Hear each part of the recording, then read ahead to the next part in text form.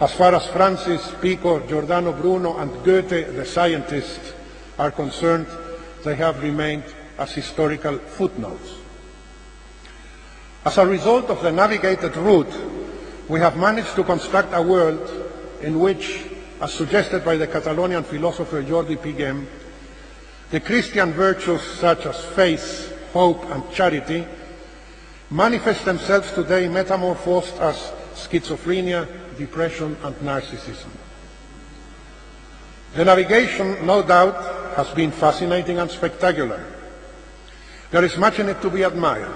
However, if schizophrenia, depression, and narcissism are now the mirror of our existential reality, it is because all of a sudden we find ourselves in a world of confusion, in a world of disenchantment, where progress becomes paradoxical and absurd, and reality becomes so incomprehensible that we desperately seek refuge in a technology that offers us escape into virtual realities. Where have we arrived? We have arrived, it seems to me, at a point in our human evolution characterized by the fact that we know a lot, but we understand very little. Our chosen navigation has been piloted by reason and leading into the port of knowledge. As such, it has been an overwhelmingly successful navigation. We have never in all of our existence accumulated more knowledge than during the last 100 years. We are celebrating the apotheosis of reason, but in the midst of such a splendid celebration, we suddenly have the feeling that something is missing. Yes, we can achieve knowledge about almost anything we want. We can, for instance, guided by our beloved scientific method, study everything there is from a theological, anthropological, sociological, psychological, and even biochemical perspective about a human phenomenon called love. The result will be that we will know everything that can be known about love. But once we have achieved that complete knowledge, we will soon or later discover that we will never understand love unless we fall in love. We will realize that knowledge is not the road that leads to understanding, because the port of understanding is on another shore and requires a different navigation. We will then be aware that we can only attempt to understand that of which we become a part. That understanding is the result of integration, while knowledge has been the result of detachment. That understanding is holistic, while knowledge is fragmented. At least we have reached a point in which we are finally becoming aware that knowledge is not enough, and that we have to learn how to attain understanding in order to achieve the completeness of our being. We are perhaps beginning to realize that knowledge without understanding is hollow, and understanding without knowledge is incomplete. We therefore need to undertake at last the navigation we have so far postponed. But in order to do so, we must face the great challenge of a language shift. José Ortega y Gasset, a Spanish philosopher I have already mentioned, used to say that every generation has its theme. We might add also that, in addition, every generation or historical period is dominated by or falls under the spell of some language. That is the way it is, and there is nothing wrong with it, as long as the dominant language of a given period is coherent with the challenges of that period. The important thing to keep in mind is that the language influences our perceptions and hence shapes our actions.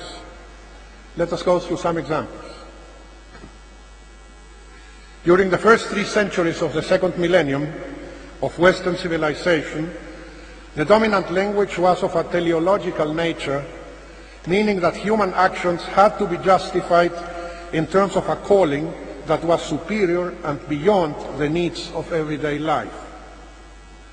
That made possible the construction of the great cathedrals and monasteries where time was no issue.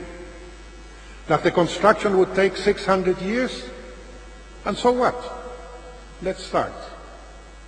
Nobody was in a hurry. After all, they were constructing for eternity. And eternity is not infinite time, but timelessness. Thank God, I feel, that the concept of efficiency had not yet been invented. The importance lay in the deed, and not in the time it might require. It was a case of coherence between language and historical challenge. The language dominating the 19th century was basically that of the consolidation of the nation state. The great speeches of political leaders such as Disraeli, Gladstone, Bismarck are relevant examples. Without going into details, we may also say that the dominant language of that century was coherent with the historical challenges of the time. It was in fact the century where the nation state was consolidated. It is only in the 20th century that the dominant language is that of economics, especially during the second half. A quick overview shows some interesting perspectives. The late 20s and early 30s, the time of the so-called Great Depression, coincides with the emergence of the Keynesian economics. The Keynesian language is, in a way, the result of a crisis, having the capacity of both interpreting the crisis and as well as overcoming it. It is again a language, or rather a sub-language, coherent with this historical period. We must remember that President Roosevelt followed Keynesian indications. The next sub-language shift occurs during the 50s and 60s, with the emergence of the so-called developmental language. That's when I was educated as an economist. This was an optimistic, utopian, and happy language, I must say.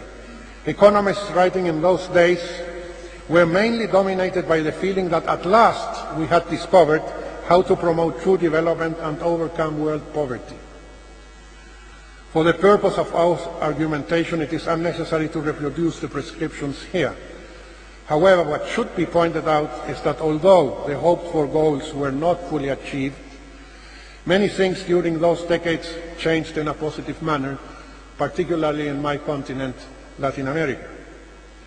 It was a language at least partially coherent with its historical challenge. And then came the last 3 decades of the 20th century with the emergence of the neoliberal discourse. A language that is still dominating over a period in which global poverty is dramatic, debt burden has crippled many national economies and generated brutal overexploitation of both people and natural resources. Destruction of ecosystems and biodiversity has reached levels unknown in human history, and accumulation of financial wealth in ever fewer hands has reached obscene proportions. The disastrous effects of this language, for the first time absolutely incoherent with its historical challenges, is clear to be seen by anyone, although decision makers and holders of power very often prefer to look in the opposite direction and hold on to a pseudo-religious concoction. Now, where do we go from here? We are thus far successful beings, yet incomplete. And most probably it is that incompleteness which is responsible for the uneasiness and anxieties that permeate our existence in the world today. Perhaps the moment has arrived in which to rest and reflect. We have the opportunity now to analyze with true honesty the map of our navigation, with all its hazards and successes, with all its tragedies and glories. And then it may be wise to unearth the alternative map of the route we navigated not, and see whether we can find in it orientations that can rescue us from our existential confusions. Perhaps, who knows, Perhaps it would make sense that we start seeing brothers and sisters surrounding us. Perhaps it would be good to believe in the possibilities of harmony between many possible truths. Perhaps it might be to our advantage that we dare to imagine and believe that the earth has a soul and that everything is life. Perhaps it would be good to realize that there is no reason whatsoever to banish intuition, spirituality, and consciousness from the realm of science. Or, to put it again in Goethe's words, if we would seek comfort in the whole, we must learn to discover the whole in the smallest part, because nothing is more consonant with nature than that she puts into operation in the smallest detail that which she intends as a whole. Our passionate pursuit of knowledge has postponed our navigation towards understanding. There should be nothing to impede the undertaking of such a navigation now. Were it not for an economics which has practiced under the spell of the neoliberal discourse, increasingly distorts reality, thus contributing to our confusion and to the falsification of knowledge itself. No sustainability, which obviously requires understanding, will or can be achieved without a profound language shift. A new language that opens the door of understanding, that is, not a language of power and domination, but a language that may emerge from the depths of our self-discovery as inseparable parts of a whole that is the cradle of the miracle of life. If we manage to provoke such a shift, we may still experience the satisfaction of having brought about a century worth living in. Let us hope for a safe voyage and a fulfilling navigation towards the shores that may turn us into complete beings capable of understanding the completeness of life. Thank you very much.